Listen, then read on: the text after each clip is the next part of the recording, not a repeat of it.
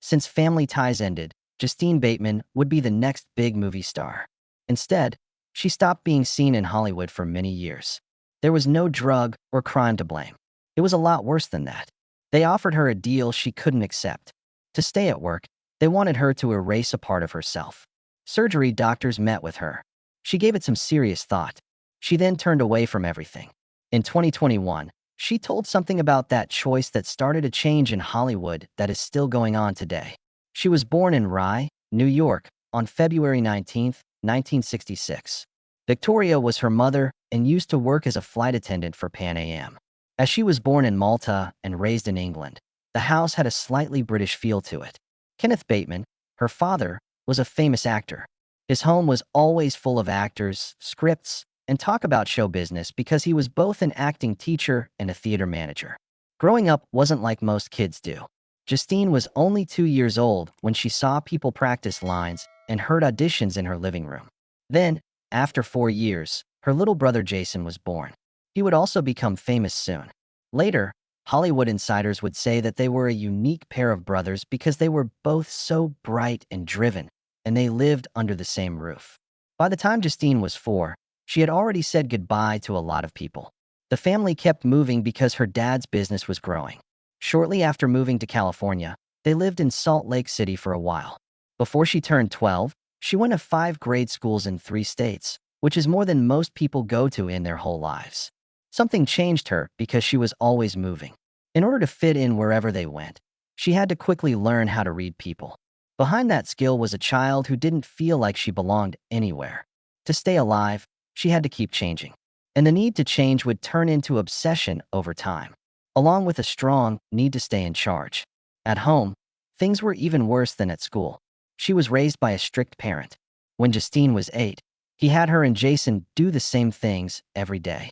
Not housework or jobs, but things like reading scripts, working on your voice, and going to events to meet new people. At dinner, they didn't talk about cartoons or drama at school. They were about acting tips and how to move up in your job. What exactly made it worse? Kent made sure to keep written records. He would rate their looks and confidence and then tell agents about it. He even timed their practice tests and looked at how well they did against each other. At age 10, Jason got his first big part on Little House on the Prairie. For Justine, that set a higher standard. Even though she was only 12, she had to deal with a lot of demands. That's where the stress began. She had to be careful not to mess up. All of her actions felt like tests that she had to pass. Schooling in public didn't help. Her parents thought that going to normal school would keep things real, even though most famous kids had private tutors. It made her life harder instead. The teachers were not the same with her. Some peers made fun of her. Many people said her parents were not real. Others thought the family was just acting like everything was fine. Her parents didn't let her go to sleepovers or birthday parties because they didn't want her to be too close to famous people. People in her 4th grade class made fun of her by calling her Hollywood Justine. Whenever she tried out for school shows, they would copy her and laugh. She learned to maintain a calm exterior, but she constantly felt excluded from group activities. She felt that way as an adult too. Even after all these years, she still sometimes felt like she was just acting in friendly situations. When she was 13, her family moved to Los Angeles for good. By choosing the San Fernando Valley, they were able to be close to events and tryouts. He didn't want to waste time because he knew that both of his kids were getting close to being old enough to play teens on TV. Not long after Jason signed with the same agent, Justine did too. People in the business world called it a sibling package deal. After that deal, they both had better chances in talks. Without a doubt, Justine was now winning. Over 150 auditions were held in her first 18 months in Los Angeles. That number still shocks us. Everyone was being followed by her father. After hearing what the casting directors had to say, he wrote down who the other women were and what Justine needed to work on. Their house in Woodland Hills turned into a workshop, held acting classes in their living room. And even though Justine was already working as an actor, she had to go to all of them. She got her first real job when she was 15 years old in 1981. Though it was only an ad, it was her first job. Beyond the public eye, things were very difficult. Young players had to follow strict rules in California. As long as her grades were bad, she couldn't work. She was always in a hurry, running to film an ad and then back to class in a hurry. While most people would have found it tiring, Justine got used to it. Each and every hour had to be significant. The girl learned how to use her time very well. Interviews and schoolwork at the same time. She didn't ask for the stress, but it made her stronger. She finished high school in Woodland Hills at Taft. She was very talented, especially in acting class, but she never got to enjoy being a normal teen. She was on set or going to interviews while her classmates went to prom or football games. Her teacher thought she was great on stage, but most of her classmates didn't see her very often. It was for a bigger reason that she gave up parties and weekends. By age 15, she was making important choices about her future. That sacrifice she made as a child changed how she thought about fame and what it meant to grow up in the public eye. The way wasn't easy, even though she was good at it. From 1980 to 1981, she kept getting turned down. She tried out for several TV shows, but didn't get any of the parts. Those mean people in Hollywood do exist. Not always was it about skill. Casting directors told her she was too tall sometimes, or the hair wasn't the right color or style for them. That broke my heart. Everyone who said no wasn't just ignoring her dream. Family income went down, too, but each loss made her stronger. These lessons about being turned down would help her when she got big parts and had to keep going in a business that can quickly become cold. Actually, she finally got a small part on Little House on the Prairie in 1981, the same year that her brother Jason made a name for himself on the show. Although Jason was only 12, he already had a regular part. Justine, who was older, was still having a hard time standing out. But working on that show really helped her learn. There was more to it than just saying words. It meant learning how to behave in a certain era, knowing how people moved and talked, and paying attention to every little thing. She paid close attention to familiar stars like Michael Landon. It taught her how to act on set, work with different directors, and remember lines quickly. All of that helped her get ready for her big break on Family Tie. Justine Bateman got the part of Mallory Keaton on NBC's Family Tie when she was only 16 years old. It was thought that Mallory would be smart at first. That's how the writers explained her. But during early practice runs, it made people laugh more when Justine pretended Mallory didn't know what she was doing. The network made an interesting choice when they saw this. They changed her completely, making her into the stereotypical dumb blonde. It made people laugh. Mallory became well-known, and Justine was stuck in a part she didn't want. That was the Mallory she played for years. The weird thing was that Justine was really very smart. She even got a degree in computer science from UCLA after that. People back then, though, only saw the silly version. Family Ties became one of the most popular TV shows in 1984. It went from not being known to being ranked 5th in the country in just 2 years. On screen, Justine and Michael J. Fox got along great. A lot of people watched their scenes together. For each show, she started getting $10,000. Over the course of 7 seasons, she was in more than 170 programs. Everything wasn't so bright behind the scenes, though. The story of the show kept going in the same direction. Alex, who was played by Michael, would mess up and then say sorry. That's how it worked. It wasn't enough for Justine. Mallory needed stories that were more emotional and had more depth. Sadly, that never came. Justine's character was pushed to the side as the show focused on Michael J. Fox and his character's rise. It began as a fair family story, but over time it changed its name to The Alex Show.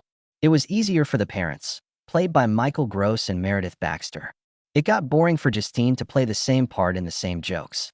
Boyfriends, shopping, and not knowing what to do. It made her angry. The texts wouldn't let her challenge herself, but she wanted to. There was still stress on set, even though the actors had fun shooting water guns and making jokes. It made Meredith Baxter unhappy too. There was less of a part for her, too. Things were going well for Michael J. Fox in movies, but Justine felt stuck. For her work in a comedy series, Justine got the Young Artist Award in December 1983. Her brother Jason Bateman and River Phoenix were in charge of the awards show. Although she smiled, something darker was beginning to happen. Notoriety hurt a lot. The paparazzi followed her around like crazy. Teen magazines carried stories about her all the time. Anytime she moved, someone was watching her. Later, she said that not having any privacy made her sad. She lost her sense of normalcy even though she won awards. Her fame was making her sad at the same time. In 1984, more than 20 million people watched Family Ties every week. Everyone knew Justine, but her world was getting smaller. People from the street kept coming up to her. She couldn't go out like other girls could.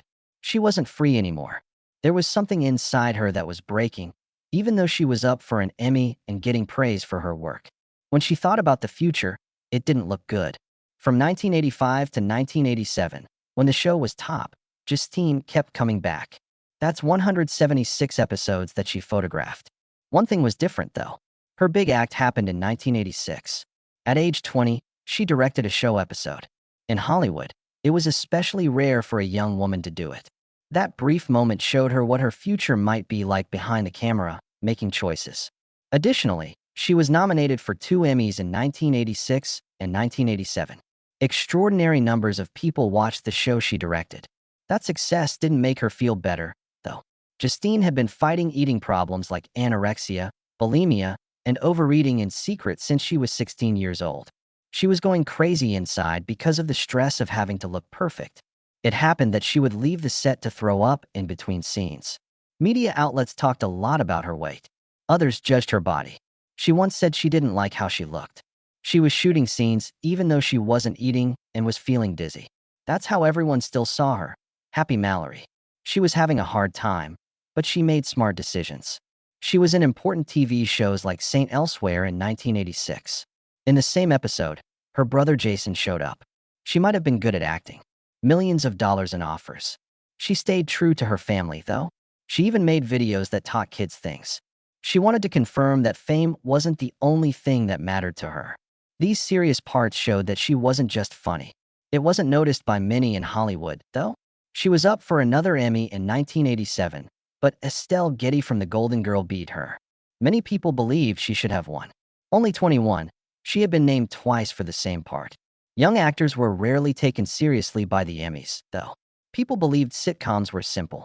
Even though the crowd loved her, she didn't win any awards because critics said her comedy wasn't real acting. This next thing was almost mean. During the last few seasons, Justine wanted to go to college too, just like her character Mallory. She tried to get into college. For some reason, Paramount Studios stopped her from studying. No, they said, because she had a contract. She couldn't stop shooting. In the movie, the character learned and grew, but the real girl who played her couldn't do that in real life. It was terrible, according to Justine. In 1989, there was a huge ending for Family Ties. It was seen by more than 36 million people. It became the 9th most watched end of a TV show ever. Justine put on a strong show to say goodbye. Although her fans praised her, the next day the truth hit her hard. She had lost her job. Her last performance was the most important part of her life, and the casting directors could only see one thing: Mallory. She felt like that one part was holding her back. She was afraid no one would ever take another chance with her. She attempted to alter everything in 1990. A dark movie shot in Paris called The Fatal Image put her in a dangerous situation. In the role, she played a woman who sees a murder and ends up in danger. In no way was it like Mallory. She wanted other people to see her in a different light. Still, people who didn't like her said they could still see parts of Mallory in her. Nothing good happened with the movie. People couldn't get rid of the old picture. Things went downhill after that. Though she tried out, no one would look past Mallory Keaton. The people in charge of casting didn't care how good she was. They called her dumb sister. Multiple projects were lost one after another. She tried out for a year for shows that never came together. No one seemed to believe in her anymore. Her performance was too good. Some people in Hollywood thought that was her real self. In the October 1992 TV movie Deadbolt, Justine Bateman played a medical student named Marty Hiller. She lets a man move in with her without knowing he's dangerous in the story. He takes over her life slowly, and he's even locked her in her apartment. Being so similar to Justine's real life made it even scarier. Her fame came from Family Ties, but it had turned out to be a scam. She felt stuck and like she couldn't live outside of what people thought she should be because Hollywood kept giving her the same roles: scared women, victims, and helpless people. After that, she tried something new in September 1996 when she joined the cast of Men Behaving Badly. Sarah was her character's girlfriend. Things looked good at first. Nearly 15 million people watched the first show, but things were a mess behind the scenes. Money issues and ego clashed led to fights. After the 1997 Season 1 finale, both Justine and her co-star had left. By the end of that same year, the show was over, having barely made it to a second season. Still trying to get away from the memory of her past fame, another door had shut. What followed was even worse. In the mid-1990s, her managers told her something very shocking. According to them, she needed to have plastic surgery if she wanted to keep working. Hollywood didn't want her to age properly, but she had always done that. She looked up herself on Google, and the first thing that came up was, "Looks old." It hurt her terribly. She began to feel that they might be right. She might have needed to change her look. Somewhat didn't feel right, though. She gave it some thought, and even met with 3 cosmetic doctors in Beverly Hills. Eventually, though, she left. After many years, she wrote about this event in her book Face, 1 Square Foot of Skin, which came out in 2021. She said it was unfair to make women feel broken just for getting older. What happened changed her. Despite being told to be quiet, she spoke up. By 1999, almost no chances to act were left. She didn't want to wait any longer. She used the money she had saved from family to take charge. She began directing. It wasn't simple. She invested her own money because she thought someone would notice. Later, in 2017, her short film 5 Minutes had its world premiere at the Toronto International Film Festival. The next year, it was shown for the first time at Tribeca. It was only 10 minutes long, but it said a lot about how people act and how tensions can rise in groups. She didn't want to be famous as a director. She did it to stay alive. If no one was going to give her a chance, she would make one for herself. Then a strange thing happened. They got married in January 2001. He was not a singer or actor. He managed very large buildings for Deutsche Bank as a real estate agent. They first met in high school, but they got back in touch when Justine was going through one of the worst times of her life. He had a good job, was nice, and made more than $500,000 a year. Being financially stable let her take a break from the crazy life of Hollywood. She was done having to go to all the auditions and red carpet events. She only needed to breathe. It was nice to see her not living for the cameras for once. She was only thinking about herself. The couple had a boy named Duke in June 2002. Bringing him with him was a decision that shocked everyone. In the years between 2002 and 2004, Justine turned down offers worth millions of dollars. That kind of attention almost destroyed her, and she didn't want her child to grow up in it. Being popular as a teen was hard for her, and she didn't want that for him. Therefore, she moved away. She turned down every offer for 2 years, stayed home, didn't go on any interviews, and kept her family out of the business. Since 1982, she hadn't stopped working, and this was her first real break. For her, it was the start of a new chapter in her work. In January 2004, after 2 years, her daughter Jonetta was born. But Justine didn't feel happy after giving birth. She felt very sad. She hardly knew herself for 8 long months. Illnesses like panic attacks and gaining 40 pounds made it hard for her to leave the house. Additionally, her brother Justine Bateman was making a big return with Arrested Development at the same time. While he was getting awards and praise, Justine was alone and trying to get out of the darkness. Medication and therapy helped, but the difference between their lives at that time was painful and couldn't be ignored. Something unexpected took place in 2012. On one occasion, Justine Bateman, the teenage star with family roots, walked into a UCLA classroom. The old lady was 46 years old. Around her were teens, most of whom were just starting out in life. However, Justine wasn't there for fun or glory. A hard degree in computer science and digital media was what she chose to study. Her reasoning was easy. She wanted to show that she could do something difficult and new. Nobody believed she could do it. When she played Mallory Keaton in the 1980s, Paramount told her straight out that she couldn't go to college. Because they said, "You're under contract," she didn't go. Now, after all these years, she came back to do what she had been told she couldn't do. It wasn't simple. People in her class looked at her like she didn't fit because she had trouble learning. She went to school with kids who were half her age. As they started their lives, Justine was changing the story of hers. She was still working in movies and TV shows at the same time. She came to school every day to learn code, take tests, and build new things. After working hard for 4 years, she got her real computer science degree in 2016. She was 50 years old. Many people were quiet at that time. In 2013, a year after she started school, she was in an episode of Modern Family. You might have gotten more jobs, money, or the same thing. However, she refused, stating that she had other plans.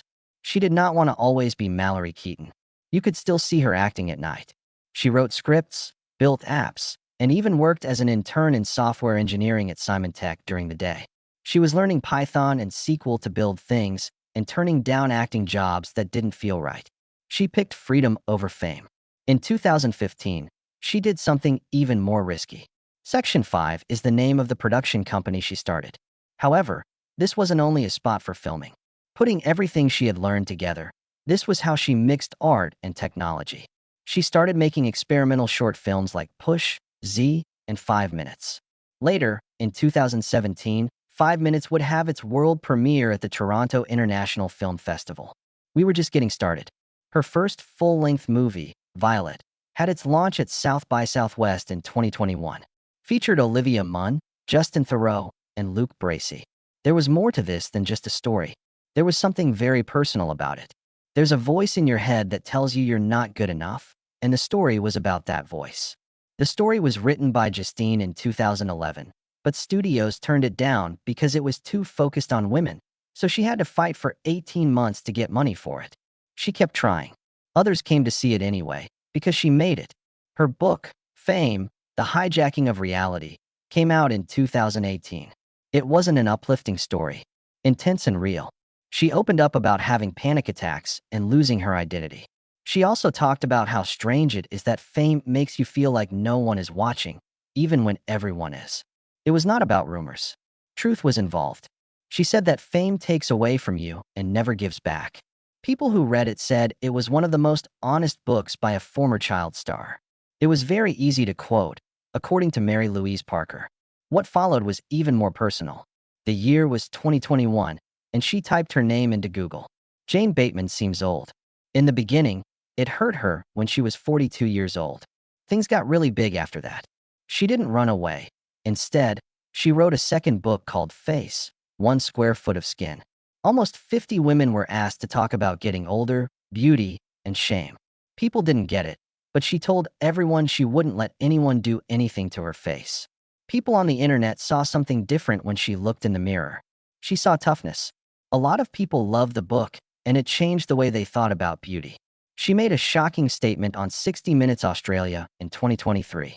"No worries, I think I look great." She said she had thought about having surgery in the past. It occurred to her to get her eyelids done. She thought about getting a lower facelift, but in the end she chose not to. She warned her that she would lose her power if she changed her face. A lot of people saw that. People yelled at her and called her brave, but she didn't move. The things she said became a move. Her aging wasn't normal. She was fighting for all women who have ever felt like they had to look younger just to feel like they were good enough. She kept working. She had university training in technology and was now using it to fight a new enemy, AI. She started Credo 23 in 2023 as a group that wanted movies to be made without using AI. She thought that AI would make Hollywood lose its real art. To support the Hollywood strikes, she went to the picket lines. Not only did she help SAG-AFTRA understand how dangerous AI is for artists, but also for everyone who works behind the scenes. She even created the Credo 23 Film Festival, which doesn't accept any content made by AI. Not only was she talking, she was also in charge of the fight. She was also angry about the past, not just the future. In 2017, her short film 5 Minutes got good reviews and showed that she could direct. She finally brought Violet to life with the help of that movie and another one called Push. She started over in her work and used short films to show that she could do it. Investors put their money in her, and she kept all of her promises. It was November 2024 before she could take it anymore.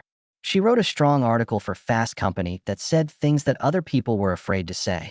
It was said that Hollywood was dead. As she put it, streaming and AI had ruined it. That companies were only interested in movies that made $1 billion. For money, that story had to be given up. More was said at the Wraps 2025 meeting. AI would take over whole areas, she said. She said it might even take the place of the players. Additionally, it was clear that she knew what she was discussing. She was educated, had worked before, and was brave enough to say something. Now that she is 59, Justine Bateman stands for a lot more than just acting. She is for telling the truth. She lives for real getting old. It's possible to start over with her. She says that each line on her face shows how determined she is. Life and creation. She isn't young or pretty anymore when she walks into a room. This is who I am is what it means. I'm staying put. Despite everything, she's just getting started.